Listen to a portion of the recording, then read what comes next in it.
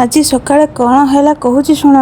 सकाळे उठी मु मोर झील ब्रेकफास्ट आउ लंच रेडी करवा स्टार्ट कली कि से स्कूल रे लंच आउ ब्रेकफास्ट दीटा जाक करि थाए।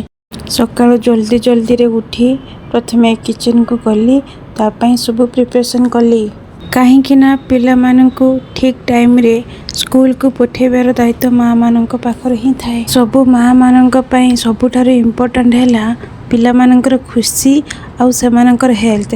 पिला माने जदी सुस्थ रे रहिबे आउ खुशी रे रहिबे ताठु आउ बड़ कथा कौन अछि सब माँ मानक पई। फाइनली मु तार फेवरेट खाइबा बनेकी ताको रेडी करली। रोषेई शेष पर सबु खाद्य को लंच बॉक्स रे सुंदर भाव पैक कली।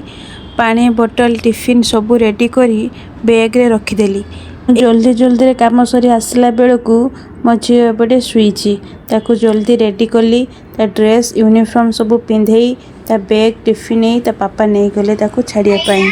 सकाळ रे एई किछिटा समय जेमिति लगे दिन सारार अधे काम ही सरी जाई थाए। एतिकी थिला आजिर सकाळर किछिटा स्पेशल मोमेंट जहाँ आपण मानक सहित मु शेयर कली। जदि आपण मानक मोर ए डेली लाइफ रो मिनी ब्लॉग टी को भल लागि थिबो तो प्लीज वीडियो को लाइक करंतु आ मो चैनल को सब्सक्राइब करंतु। पुणी आपण मानक पई नै आसीबी आ एको मिनी ब्लॉग रहउची। बाय।